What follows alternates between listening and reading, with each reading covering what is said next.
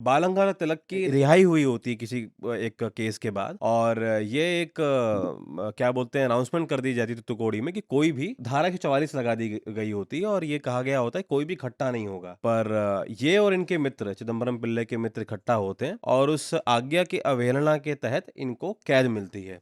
मामला बहुत छोटा होता है, पर चूंकि अंग्रेज ये बहाना ढूंढ रहे होते हैं किसी तरीके से इसको दबाएं, और कंपनी, क्योंकि ये स्वदेशी स्टीम नेविगेशन कंपनी के मेरुदंड थे चिदम्बरम पिल्लई, तो उनको पता था कि इनको अगर दबोचा तो पूरी कंपनी ढह जाएगी, और वही हुआ। उन्होंने इनको फर्जी केस में फंसाया इस हद तक कि भेजने तो इनको काला पानी वाले थे, पर नहीं भेज पाए, कोयम्बटूर भेज दिया जेल। पर जो प्रताड़ना काला पानी में वहां कैदियों को मिला करती थी, उस प्रकार की प्रताड़ना इनको कोयम्बटूर की जेल में मिली। कोलू चलवाया। शायद मुझे नहीं लगता कि भारतीय मेन लैंड में ऐसा कोई जेल होगा जहां पर ऐसा एक कोलू संरक्षित रखा हो।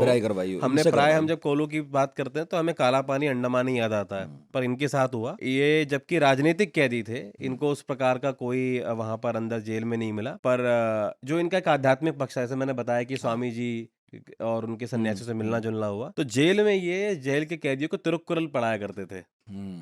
तो तिरुक्कुरल उन्होंने वहां पढ़ाया, और पर बात यही हुई कि इनको ऐसा लगा कि जब तक ये जेल में रहेंगे तो बाहर के लोग संभाल लेंगे, इनके जो बाकी साथी हैं। पर अंग्रेज वहां नहीं रुके, इनको तो जेल करी दी, तो बेचारे इनको तो खबर पहुंच ही नहीं पा रही थी, समाचार पत्र पहुंच ही नहीं रहे थे कि क्या चल रहा है बाहर।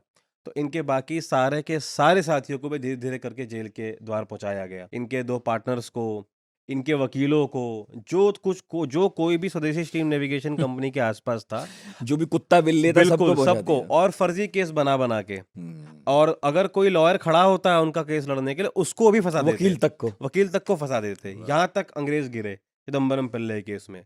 और हालत ये हुई कि थक हार कर जो कर्जा इन्होंने लिया था, जैसे कि मैंने बताया कि बाकी टैगोर और चिदम्बर और टाटा तो खरीद सकते थे, इन्होंने जैसे चंदा इकट्ठा करके और ये सब ब्याज वगैरह में पैसा उठाकर इन्होंने खरीदा था, तो वो ब्याज इनके ऊपर बढ़ रहा था, परिणाम स्वरूप इनको वो जहाज बेचने पड़े।